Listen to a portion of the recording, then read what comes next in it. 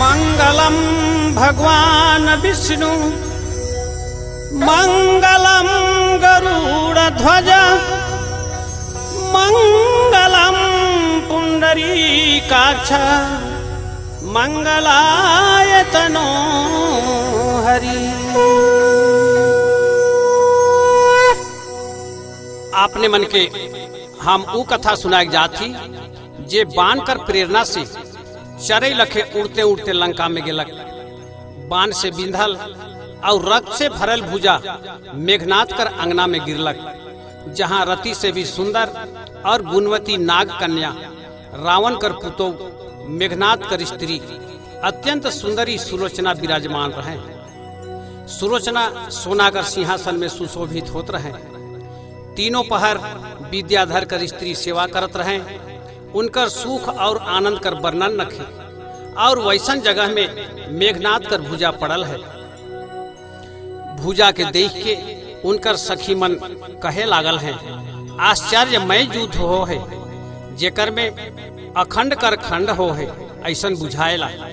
सब सखी मन कर मुंह से ई बात के सुन के सिंहासन छोड़ के सुंदर आंख वाली सुलोचना उठले और उनकर धुकधुकी बढ़ेक लागलक। संगे संगे दाहिना भुजा भी फड़के लागलक, जे स्त्री जाति ले अशुभ है। मने मन सोचे लागल है कि राम और रावण में घनघोर युद्ध होवे लागल है, जेकर में हमार पतिदेव भी हैं। उनकर से तो कोई युद्ध नहीं कर सकेना, लेकिन विधाता कर गति कहल नहीं जा सकेला। एक श्लोक है, ये तना कहाती चली गैया पति भूजल की कर कोटि बिलापू कंकण मानी गाना भूषण सोई महाबिटप समयान न हो। इतना कहते कहते आलय और पति कर भुजा देख के करोड़ों प्रकार कर विलाप करके कहे लागले कि सोना और मणि से जड़ल ई मोर पति कर भुजा है कि कोई दोसर कर नहीं। हरे दया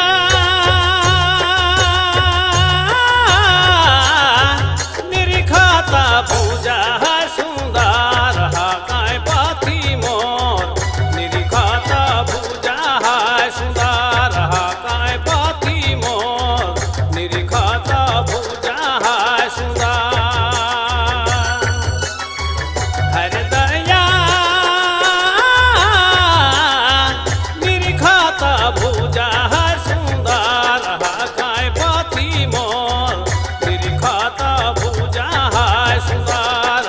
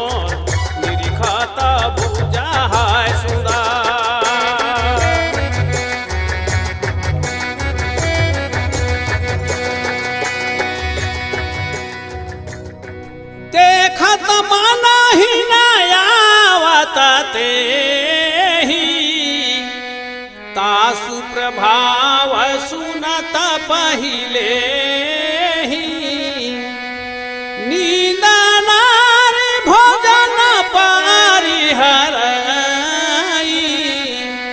12 बरस तासु कर मरई।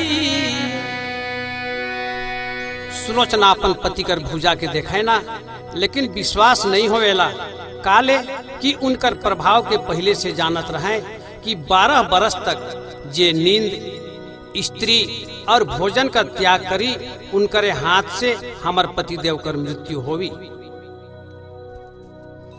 फिर मन में विचार करके डीढ़ बांध के सुलोचना भुजा से कहले कि हम पतिव्रता स्त्री है से ले अपने अपन हाथ से लिख के हमर दुविधा के दूर करू। इतना सुनल कि हाथ पसर गेलक। सुलोचना कर बात के समझ के एक सखी कूद के तुरंत में एक खली खोज के लान ले और हाथ में राख दिले। उ हाथ मणि से सजाल आंगना में लक्ष्मण कर कीर्ति लिखे लागलक।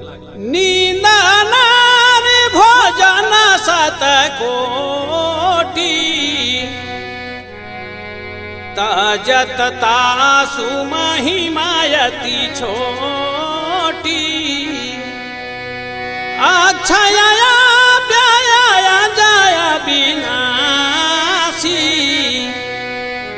अटूटय मीट घट घट के बासी अटूटय मीट घट घट के बासी। कि यदि 100 करोड़ वर्ष तक भी निद्रा नारी और भोजन कर त्याग करे तो भी उनकर महिमा छोट है, कम है। उ तो नाश नहीं होए वाला, अखंड और सबकर अंतर में वास करे वाला है। हाथ पासारी दे खाली अंक लिखी दे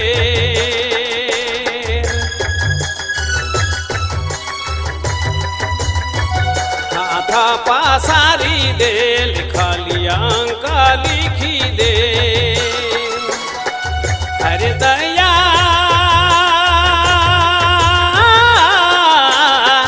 राम लखन प्राण हे रे हकै पति मोरे निरीखत भुजा है सुंदरे हकै पति मोरे निरीखत भुजा है सुंदरे।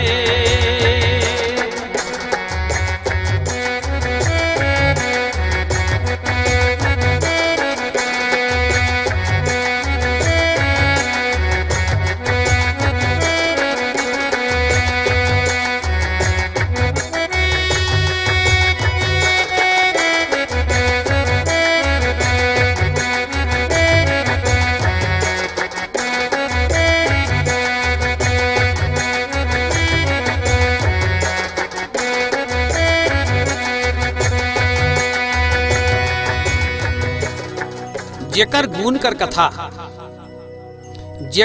कर कथा शास्त्र करोड़ों वर्ष तक भी कईर के पार नहीं पाए सकेला। उनकर गुण के शरीर बिना प्राण कर केवल हाथ द्वारा कैसे वर्णन कर सकेला। ममा सिरा गायऊ जहाँ रघुराई तव प्रतीति लगी भुजा पठाई यही विधि लिखी सकल भुजवाता परिभूमि तव यति विकलाता परिभूमि तव यति विकलाता। मोर सिर श्री राम जी कर पास जा है और विश्वास ले भुजा के हिया भेज है। जब सारा बात के भुजा लिख देलक तब अत्यंत व्याकुल होई के सुलोचना पृथ्वी में गिर गए। भुजा कर लिखल बात के सत्य माइन के और राम लक्ष्मण के परमार्थ जाइन के भी स्त्री स्वभाव से सखी कर बीच में सुलोचना विलाप करे लागले। अयोध्या नगर धाम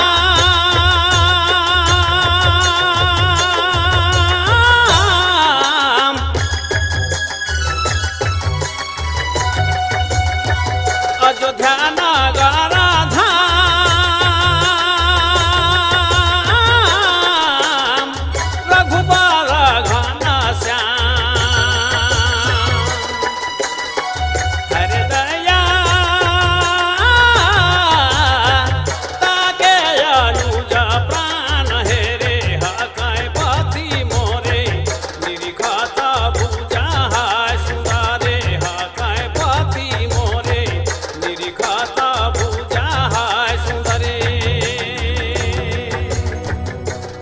गुणगन साहसील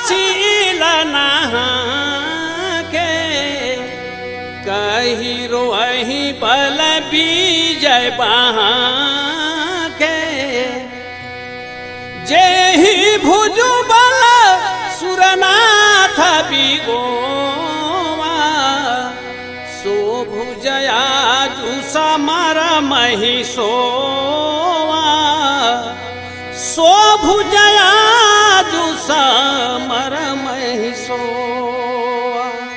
सुलोचना अपन पति कर पराक्रम शील गुण और बाहुबल के कही कही के कांदे लागल हैं कि जोन भुजा कर बल से इंद्र भाग जाए रहे ओहे भुजा आइज समर भूमि में पड़ल है। मणिगण गहना और वस्त्र त्याग के धरती में सुइत के हाथ से सिर पटके लागल और शोक रूपी नदी में डूब गए। ई महान दुख के केकर जा कहे सखी मन कर लाख समझाल बाद भी अपन पति कर बल के सहराय सहराय के मूड पटक पटक के कांदत हैं और कहे लागल हैं सब सुख से मोर घर भरल पूरल है लेकिन विधाता मोर ले दुख बना ले। फिर मणि से जड़ल सुंदर पालकी बनलक और भुजा के पालकी में सजाए के चढ़ा लें और देवता मन भी दुर्लभ सुख वाला घर के त्याग के आपने मन भी पालकी में आए के चढ़ लें। नगाड़ा ढोल तूरी और भेरी बाजे लागलक। लंका कर रहे वाला और रावण कर कुटुंब मन भी पालकी के घेर के साथ साथ चले के लागल। रावण से सुलोचना कहे लागल हैं कि यदि पति कर सिर मिल जाए तो उनकरे संग में जेल जाऊं। धड़ रणभूमि में भुजा मोर घर में और सिर श्री राम जी कर पास जाए। फिर सुलोचना अपन दुख अपन साइस मंदोदरी के कांद कांद के गोड़ में गिर के अपन सारा शोक कथा कह के सुना ले। तब मंदोदरी अपन पुतो सुलोचना के समझाए लागल है हे देवी ऋषि मन कर कहल झूठ नहीं हो सकेला चाहे मन में कितनो माया मोह धारण कर लेल जाए। हे पुत्री बैर भाव से 10 कंधर जूझ जई प्राण जई लेकिन नेति नहीं बुझी। भाई कर बुराई से सोना कर लंका टूट जाई। देवता मनुष्य और नाग बंधन से छूट जावे। सीता जी शोक संकट से छूट जावे। बानर और भालू राइज और घर लूट लेवे। धन मणि गहना और विमान इस सब कर बानर कुल भोग करवे। विभीषण कल्प तक राइज करवे। होनहार बस जगत में सुख और दुख होते हैं कोई केखो उपदेश दे के का कर सकेला। मुनि कर वचन में हमके विश्वास है हार जीत सब कर अनुभव होवेला। अब हे पुत्री सब शोक छोड़ के जितना जल्दी हो सके पति कर साथ परलोक जाओ। पति कर सिर कर चलते श्री राम जी कर पास जाओ और संकोच छोड़ के सिर मांग के लानू। आज लाज करे कर समय नखे। तब सुलोचना साइस कर आज्ञा पाए के सिर मांगे राम और लक्ष्मण कर यहाँ गए। सिर पाए के सुलोचना श्री रामचंद्र जी कर गोड़ में गिर गए और बहुत प्रकार कर विनती सुनाते कहलें हे अवध नरेश हमर वास्ते आज कर दिन आपने युद्ध ना करू।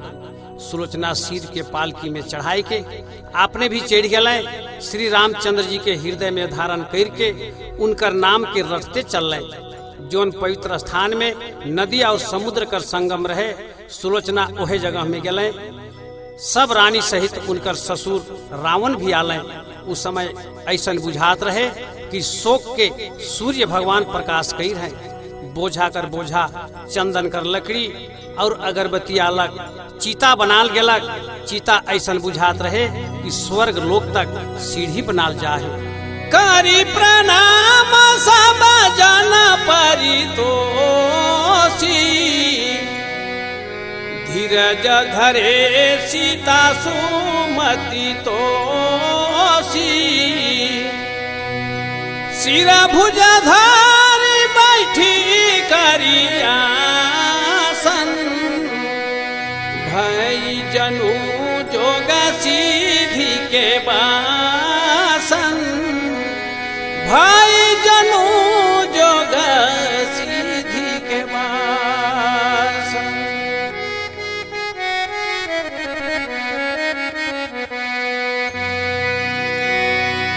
सुलोचना सब कोई के प्रणाम कर लें, फिर पति कर भुजा और सिर के गोद में ले के आसन मायर के बैठ गए। ठीक ओहे समय सतीत्व कर अग्नि प्रगट होले, जेकर लपट आकाश तक पहुँच गलक। उके जायक बेरा कोई नहीं देखले और सुलोचना सूरपुर पहुँच गए। अर्जुना बोले